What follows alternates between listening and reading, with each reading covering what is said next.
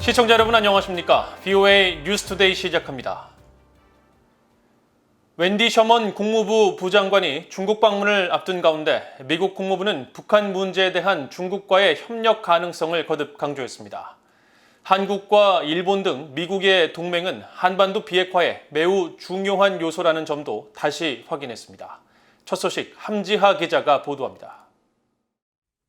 미국 국무부의 네드 프라이스 대변인은 22일 정례 브리핑에서 중국과의 경쟁 관계 속에서도 북한 문제는 협력할 사안이라는 전날 발언을 다시 한번 강조했습니다.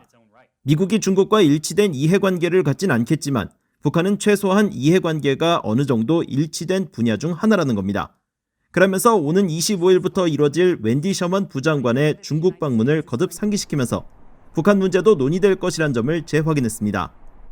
She will take part in high-level meetings there. I would expect that the totality of that relationship, the competitive elements, the adversarial elements, but also the potentially cooperative elements, will be on that agenda. When it comes to the DPRK, I think there is some work for us to do to determine just what we might be able to expect from the PRC. 프라이스 대변인은 이어 북한 문제 해결에 한국과 일본 등 동맹의 역할이 중요하다는 점도 거듭 확인하면서 토니 블링컨 국무장관이 첫 해외 순방지로 일본과 한국을 택하고 일본 총리와 한국 대통령이 백악관의 첫 방문자가 된 것은 우연이 아니라고 강조했습니다. And you ask about the tools that we have to affect the denuclearization of the Korean Peninsula. One of the most important tools we have is the unprecedented system of alliances and partnerships that we have around the world. 프라이스 대변인은 이어 미국은 동맹에 많은 투자를 해왔고 계속 이들 동맹들과 인도태평양을 포함한 파트너십에 많은 투자를 계속할 것이라면서 미국은 이들 국가들과 많은 공동의 가치와 이해관계를 갖고 있다고 설명했습니다.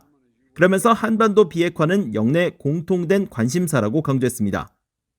And the denuclearization of the Korean Peninsula, a diminution of the threat posed by the DPRK and its nuclear, its ballistic missile programs, that is a shared interest across the region, and it's something we'll continue to pursue. 프라이스 대변인은 특히 비핵화와 관련한 한국의 역할을 묻는 질문에 대해 한국은 우리의 동맹이라면서 북한이 이웃 나라들과 우리의 동맹들에게 제기하는 위협에 대해 한국과 매우 긴밀히 협력하고 있다고 밝혔습니다. 또 한국을 방문 중인 셔먼 부장관이 문재인 한국 대통령 등 여러 당국자를 만나 미한 동맹은 동북아와 인도태평양 그 너머 지역의 평화와 번영, 안보의 핵심 축이란 점과 한반도의 완전한 비핵화에 대한 공동의 약속을 재확인했다고 밝혔습니다. VOA 뉴스 함지하입니다. 미국 국무부의 네드 프라이스 대변인은 미국 정부는 북한 내 인권과 인도주의적 상황에 대해 지속적으로 우려하고 있으며 북한 주민들을 위한 인도주의적 상황 개선을 모색하고 있다고 밝혔습니다. 프라이스 대변인은 22일 정례 브리핑에서 북한에 신종 코로나 바이러스 백신을 제공할 계획이 있는지 묻는 질문에 현재 백신 제공 계획을 갖고 있지 않다면서도 이같이 밝혔습니다.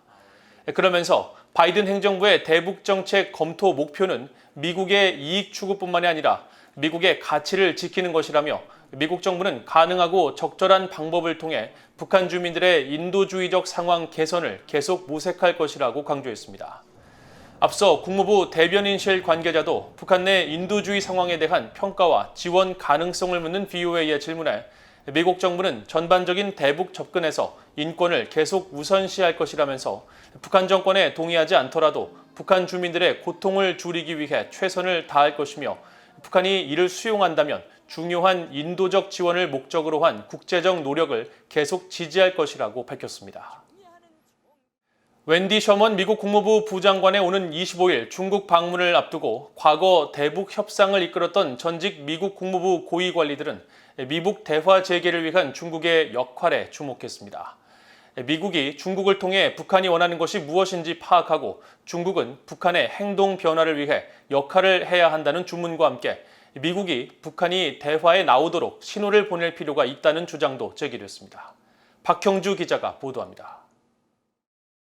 미국 민간연구단체인 시카고 국제문제협의회가 22일 미북 관계를 주제로 개최한 화상 세미나에서 1990년대 미국 제네바 합의를 이끌었던 로버트 갈루치 전 국무부 북핵 특사는 현재의 미북 관계를 부동의 상태라고 진단하면서 셔먼 부장관의 중국 방문은 부동의 미북 관계를 움직일 수 있는 계기가 될지 주목된다고 말했습니다. 그러면서 한반도 문제에 대한 미국과 중국의 공동 관심사를 지적했습니다.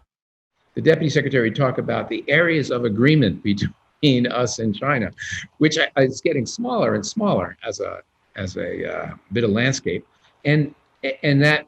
But one thing we think we have a certain amount of agreement over is that we do not wish the Korean Peninsula to turn into a war zone.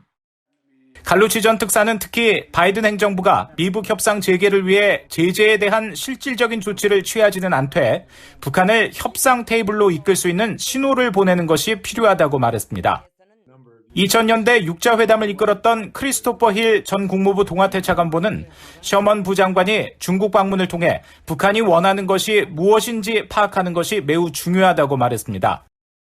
힐 전 차관보는 또 중국은 북한의 행동 변화를 위해 역할을 할 수 있을 것이라면서도 미국이 단지 대화 복귀를 위해 북한에 무언가 제공하는 것은 신중해야 한다고 말했습니다. But I really think the Chinese could play a role in terms of delivering the North Koreans to do something. What we don't want is a situation where we have done something just for the purpose of getting them back to the talks, because they should want the talks as much as we do. 힐 전 차관보는 이어 가장 큰 문제는 북한이 비핵화에 대한 과정에 참여할 준비가 되어 있지 않는 것이라고 강조했습니다. 북한은 좀 더 광범위한 미북 관계와 관련해 관여할 준비가 돼 있지만 미국의 대북 적대시 정책이 사라지면 그때 핵무기에 대해 이야기할 수 있다는 입장을 고수하고 있다는 겁니다. 힐 전 차관보는 그러나 북한이 현재 극심한 식량난과 신종 코로나 바이러스로 인한 국경 봉쇄로 그 어느 때보다 강력한 제재를 스스로 초래한 상황이라며 시간은 북한의 편이 아닐 것이라고 평가했습니다. VOA 뉴스 박형주입니다. 북한이 핵무기 40에서 50개를 만들 수 있는 핵물질을 보유 중이며 이를 통해 10개에서 20개의 핵탄두를 만든 것으로 추정된다고 미국 과학자연맹의 한스 크리스텐슨 핵정보 프로그램 국장이 밝혔습니다. 미국 핵과학자회보 7월호에 실은 글을 통해 이같이 밝힌 크리스텐슨 국장은 이에 대한 VOA의 질문에 북한이 기본적이고 단순한 형태의 핵무기를 만들 경우를 상정해 추정치를 냈다면서 북한이 개발한 핵탄두는 주로 중거리 탄도미사일에 장착하기 위한 용도로 분석되며 대륙간 탄도미사일에 핵탄두를 탑재하는 기술은 아직 증명하지 못한 부분이 많다고 말했습니다. 북한 평양 근교의 승호리 교화소에서 중국 수출품 제조 작업이 강제로 이루어지고 있어 추가 조사가 필요하다는 지적이 나왔습니다. 워싱턴의 민간 연구단체인 북한인권위원회는 22일 평양 근교에 위치한 승호리에 있는 교화소에 대한 위성사진 분석 보고서와 교화소 내 구조를 3D 입체로 만든 가상 영상 발표를 통해 승호리 교화소에 수감됐던 탈북민들의 증언을 바탕으로 승호리 제8호 교화소에는 수출 부품 조립을 담당하는 부서가 있으며 수감인들은 특히 인형에 눈썹을 붙이는 작업을 매일 새벽 5시부터 밤 10시까지 했다고 밝혔습니다.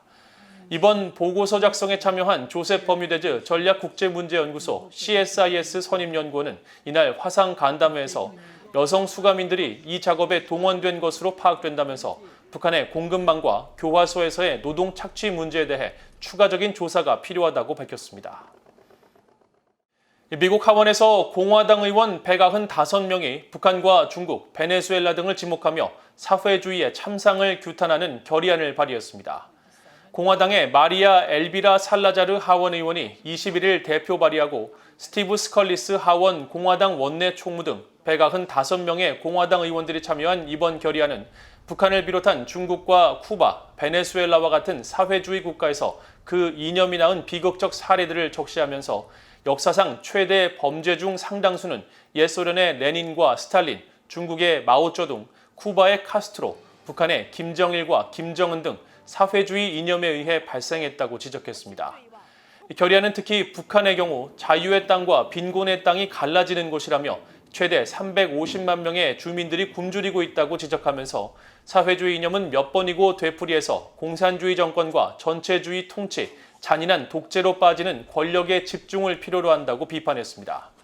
또 미국은 모든 형태의 사회주의, 집단주의적 체제를 근본적이고 필연적으로 반대하는 개인의 신성함에 대한 믿음 위에 세워졌다면서 모든 형태의 사회주의를 규탄하고 미국에서 사회주의 정책을 시행하는 것을 반대한다고 강조했습니다. 이상으로 VOA 뉴스투데이를 모두 마칩니다. 시청해주신 여러분 고맙습니다.